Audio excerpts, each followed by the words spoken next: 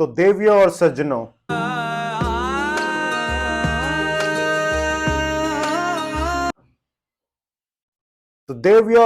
जो भी आप काम कर रहे हैं उसे फिलहाल के लिए रोक दीजिए और जुड़ जाइए हमारे साथ, क्योंकि हम लेकर आ गए हैं मैच की कहानी हमारी जुबानी का अगला एपिसोड। अभी मजा आएगा ना भिड़ो। हम कुछ टाइम से थे इर्रेगुलर, क्योंकि हम यहाँ पर लेके आए हैं नीम करोली बाबा के दर्शन, उनका आशीर्वाद लेकर आ गए हैं। और ऐसे ही कुछ आशीर्वाद लेकर लगता है संडे के दिन मैदान पर कुछ खिलाड़ी उतरे थे। तो बिना किसी समय को व्यर्थ करे चलिए शुरू करते हैं संडे की कहानी।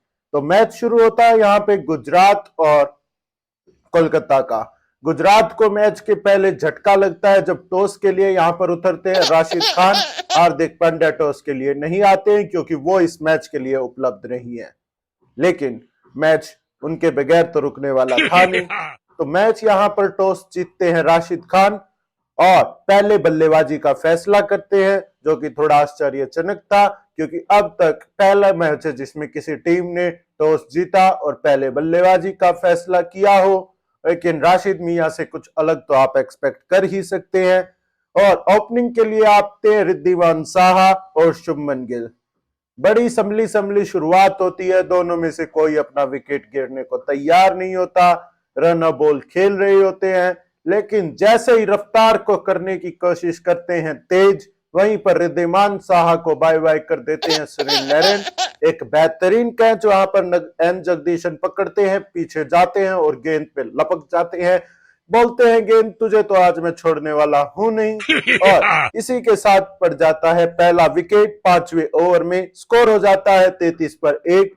लेकिन फिर यहाँ पर इनफॉर्म बैट्समैन साई सुदर्शन आते हैं।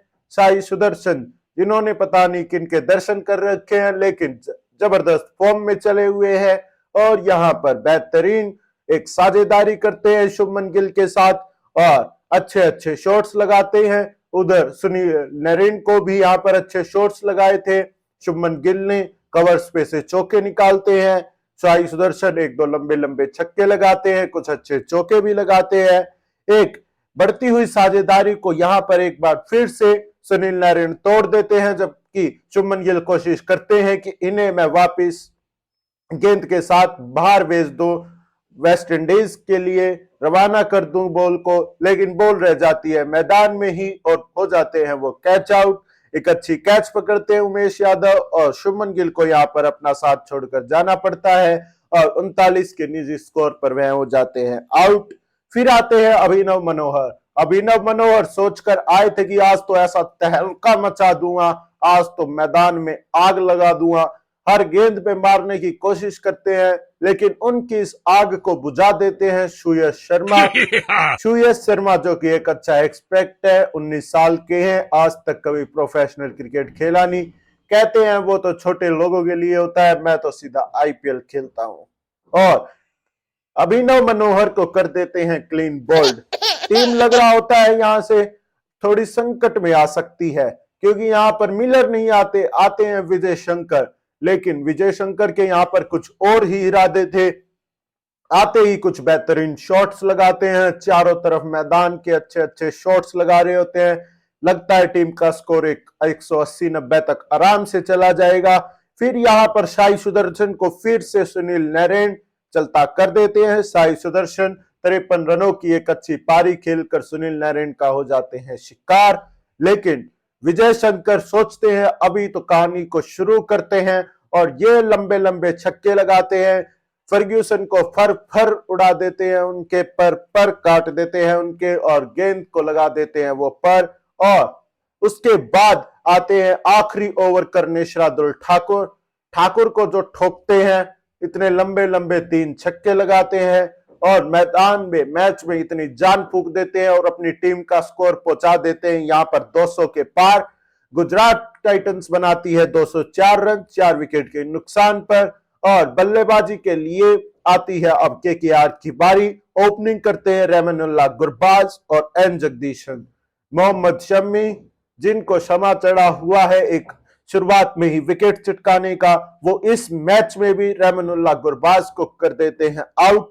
उधर एन जगदीशन कलकत्ता के लिए अपना पहला मैच खेल रहे होते हैं, लेकिन इस बात का कोई उन पर दया नहीं दिखाता। जोशुआ लिटल लिटल लिटल करके उनको कर देते हैं फिदा और वो जाते हैं वहां पर उनका शिकार। अभिनव मनोहर उनकी कैच पकड़ते हैं और टीम का यहाँ पर लड़खड़ाती हुई नजर आती है। 28 पर 2 हो जाते हैं, लेकिन फिर इंपैक्ट प्लेयर यहाँ पर वेंकटेश अय्यर और कप्तान नीतीश राणा अच्छी सादेश जारी करते हैं, अच्छे शॉट्स लगाते हैं, अच्छे चौके लगाते हैं। वेंकटेश अय्यर फिर से अपनी फॉर्म हासिल करते हुए नजर आते हैं।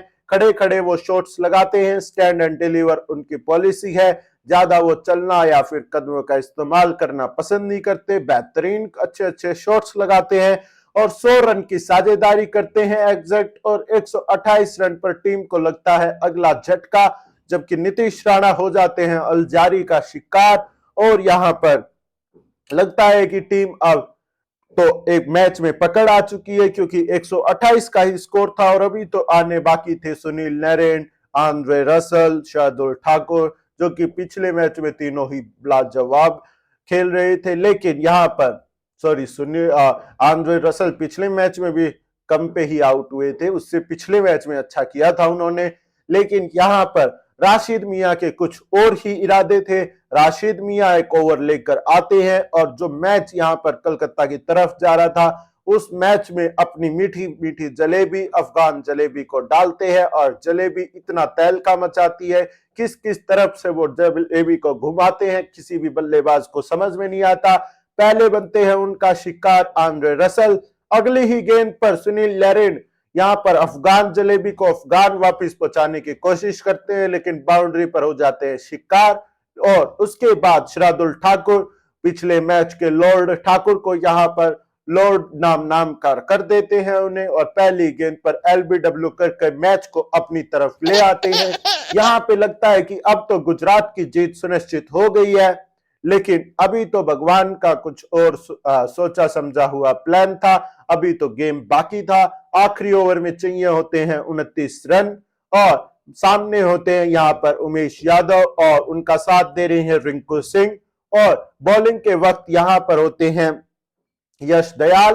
पहली गेंद पर उमेश यादव सिंगल लेते हैं, फिर उससे अगली गेंद पर यहाँ पर एक ऑफ में फुल टॉस आती है, जिस पे का फुल टॉल उठाते हैं रिंकू और 6 रन के लिए भेज देते हैं।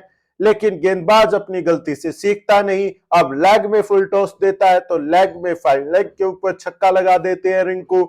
लेकिन गेंदबाज भी बड़ा ढीठ था और वो फिर भी नहीं समझा, फिर ऑफ में फुल टॉस फेंकता है तो फिर से ऑफ में लॉन्ग ऑफ के ऊपर से एक और छक्का लगा देते हैं रिंकू सिंह।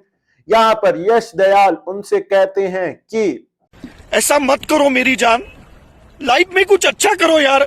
लेकिन यहाँ पर रिंकू सिंह उन पर कोई दया नहीं दिखाते और फिर वो छोटी गेंद फेंकते हैं, सोचते कि फुल टॉस पे तो ये मारेगा ही और यॉर्कर मुझसे डल नहीं रही तो छोटी गेंद ट्राई करता हूं। लेकिन एक छक्का और फिर उसके बाद एक और छक्का और इसी तरीके से रिंकू लगा देते हैं एक के बाद एक 5 छक्के। रिंकू जिन्हें कुछ साल पहले पोछा लगाने की नौकरी मिल रही थी, लेकिन उन्हें अपनी काबिलियत पर भरोसा किया और कहा पोछा मेरे लिए नहीं है, मैं तो बहुत ऊपर तक पहुंचूंगा, पोछे से मेरा कोई लेना देना नहीं। और यहाँ पर केकेआर की जीत का एक शानदार हिस्सा बनते हैं और कप्तान फुल स्पीड में भागे आते हैं और चारों तरफ यहाँ पर रिंकू ही रिंकू हो रखा है। कलकत्ता के लिए कभी शार्दुल लॉर्ड बन जाते हैं, आज रिंकू लॉर्ड बने हैं। रिंकू की ये बेहतरीन पारी मैच में आग लगा देती है। इस मैच में हमें सब कुछ देखने को मिला, हैट्रिक देखने को मिली, 5 गेंदों पर 5 छक्के देखने को मिले।